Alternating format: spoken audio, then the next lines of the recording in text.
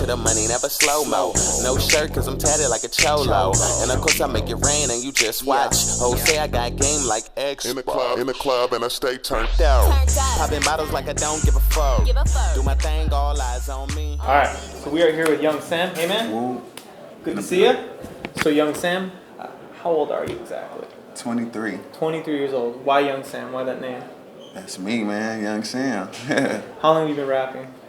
Man, so long, since a young age, like 7th grade. Yeah. Just recording, writing on like nothing, like a studio that was nothing, like rapping on the Windows computer, microphone, sock on a mic, just grinding. Has that always been something you want to do from as long as you can remember? Yeah, always interested in music. Right. You know, you're 23 now. How long do you think, so say you don't hit super big, how long are you going to keep rapping? Are you ever going to give it up? Forever, because I feel like a lot of people are so trying to be the next big thing, but this is something I love, so if I don't be that next big thing tomorrow, I'm still going to do it next year because I'm just perfecting my craft, you know? Mm-hmm. Yeah. So like someone like, 2 Chainz, right? He's 35. Yeah. You think you can stick it out till 35 like 2 Chainz if can. that happens? Yeah, I believe I can. What do you think, 2 Chainz is just coming up. He's 35. He's been doing this for a long time. What do you think recently has made him just come up and become popular?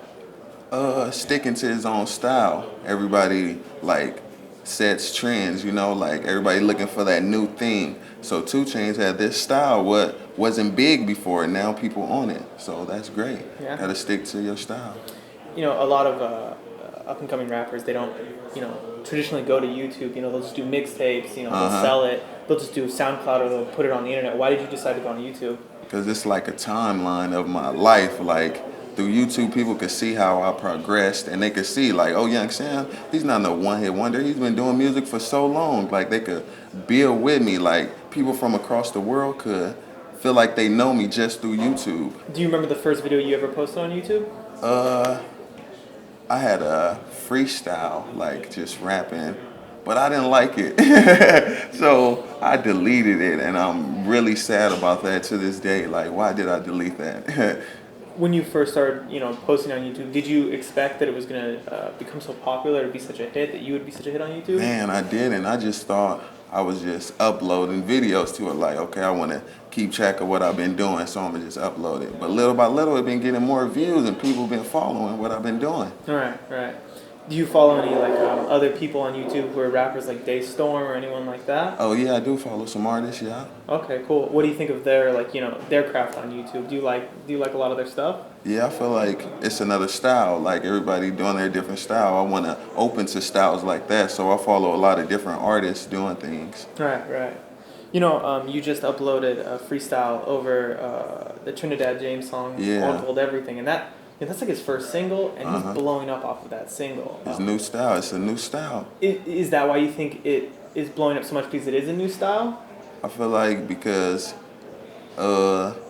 he's from Atlanta and people supporting him, like other artists, big artists, they supporting him, and he's an artist grinding, Mm-hmm.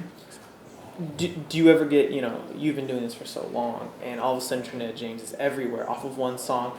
Is that ever frustrating to you that one person can just put out one song and all of a sudden they're this huge deal, they get interviews everywhere? That don't frustrate me because it's different ways to make it to the top, Some people make it to the top like that, but some people stick on and be legendary. Like, Tupac probably got so many songs. Jay-Z, Jay-Z got thousands of songs, So it's like the road to being legendary. So, you mentioned Tupac, and of course it always goes back to, Tupac being West Coast legend, Biggie being East Coast legend. I was talking to a guy, and he was saying that, Tupac was good, and he had, good beats, and he had good style, and he had good personality, but pound for pound, that Biggie was a better rapper, he had better flow. Do you agree? What do you think? I'm West Coast. I'm always down with Tupac because the stories he tells is more related to what people go through. Biggie is very lyrical and talented. I respect that. But where I'm from, like Tupac could tell a story, you'll feel like he talking about somebody in your family or you. It's like, dang, that's how I feel with Tupac. And he also could wear a nose ring and make it look really hard. Yeah, too, but make it look G'd. I've never seen anyone make a nose ring look so Yeah. hard in my life. It's the craziest Man, that's thing. crazy. So, you know, with Trinidad James, you know, Big Boy kind of came out and endorsed him and said that Trinidad James was true Atlanta, and that's huge because Big Boy's like Atlanta, you know? Yeah. Is there a West Coast rapper who you would really want to come out and say that your stuff is real and your stuff is real West Coast? Man, Snoop Dogg for sure. Snoop Dogg.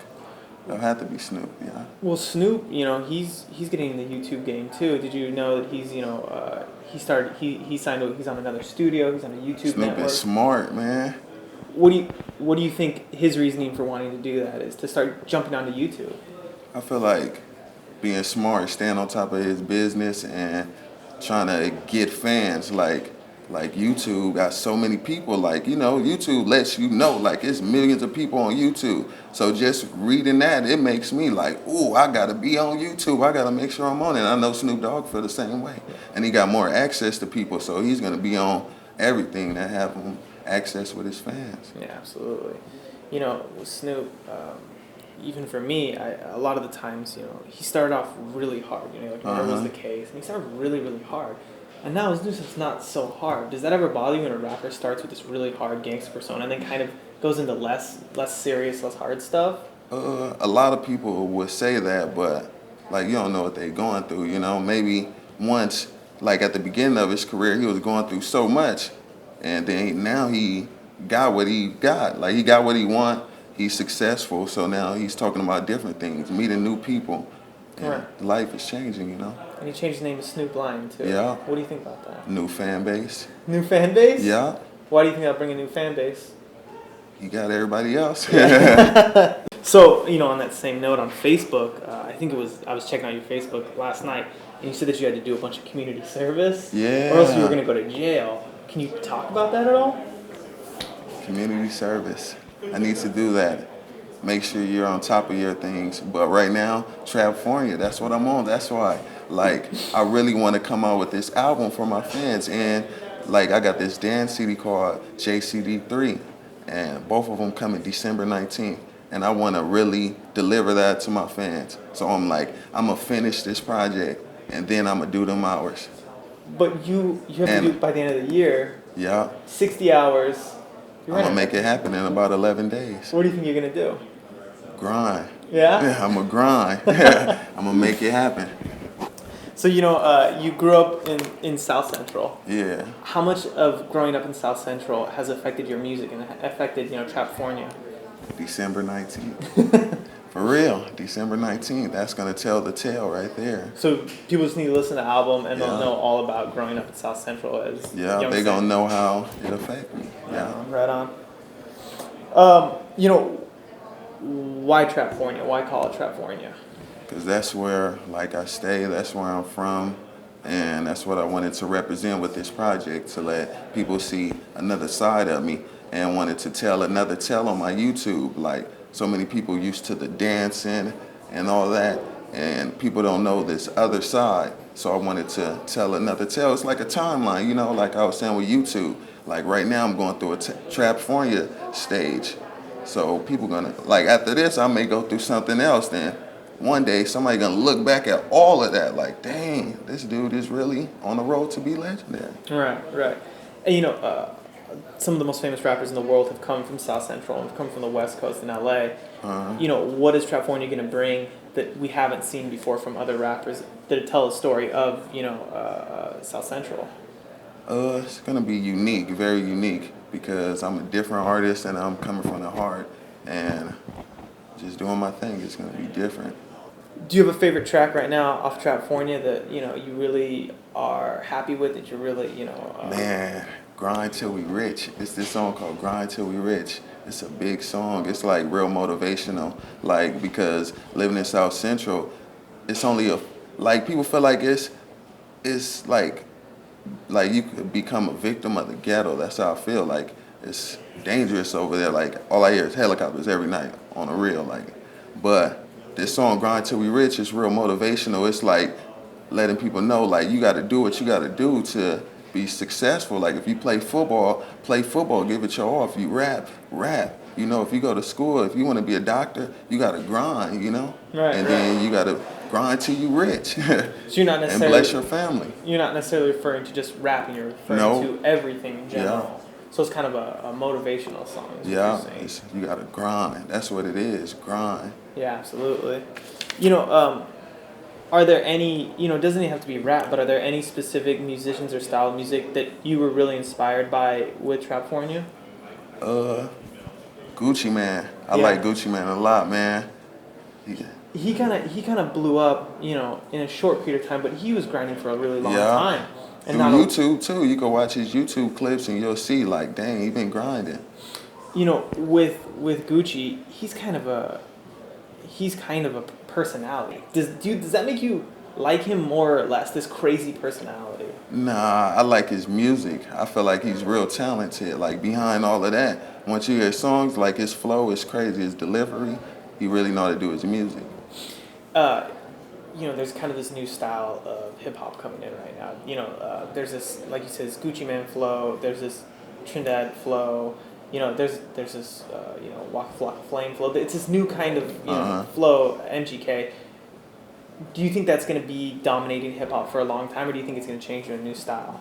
I don't know. I feel like it's just for now. Like, I don't know. I really don't get caught into that. I just try to rap on any beat I like. Like, I'll put out a Diamonds freestyle and that Gangnam style. I did that beat. Like, I really don't get caught into one style. So I'm really not sure.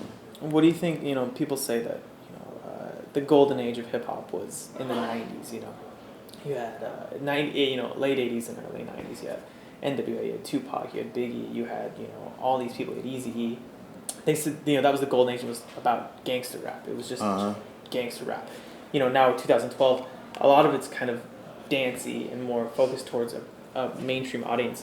Do you think that's a good move for hip hop, or do you think it should have stayed kind of more gangster, a little more inaccessible to the world? Nah, I feel like that's a good move because it's helping people to become rich and become successful. Like, it's like we getting caught in media. It's opening doors for other things. Like, just off of rapping, I could probably be an actor now, and I could probably take photos, be a model now. Like, it's opening doors for other stuff. So I feel like hip hop is at a good point right now. Right, absolutely.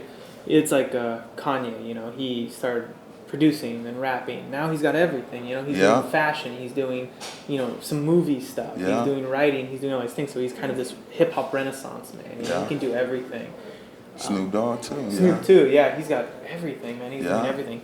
You know, a lot of hip hop right now is becoming more personal, where people are telling personal stories. You know, back in the '80s and '90s, it was about, you know, the hard things that people did. NWA was just about, you know, being a cop killer, being hard. Now, you know, you get people like, let's say, Drake or, you know, Kendrick Lamar has that new album out, and it's really personal. It's like reading that person's diary. Yeah. Is that kind of how you approach your rap? Are you afraid to tell people everything, or do you keep some things kind of hidden when you're Sometimes I keep things hidden because I feel like it's not that time yet. Like, I can't let them hear it yet. But I'm building up to it, and they growing with it. Like, people are growing with it, you know. Absolutely. But you, at some point, are gonna let people know that story, that more really personal look into your life. Like, I'm building up to it. Right, of course. And so I guess, you know, my last question is, if you can sum up Trapfornia one sentence, what would that sentence be? If you could tell it one sentence. That's gonna take a little time to think about. Turn all your dreams into reality. That's Trapfornia. It's good. And I think you have your Twitter handle tattooed on your arm, don't you? Sam Mike 69. Well, cool, man. Thanks so much for talking with us. All right. Thanks, man. Appreciate it.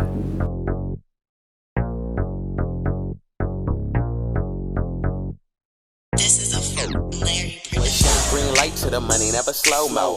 No shirt, cause I'm tatted like a cholo. And of course I make it rain and you just watch. Hoes say I got game like X. In the club and I stay turned out.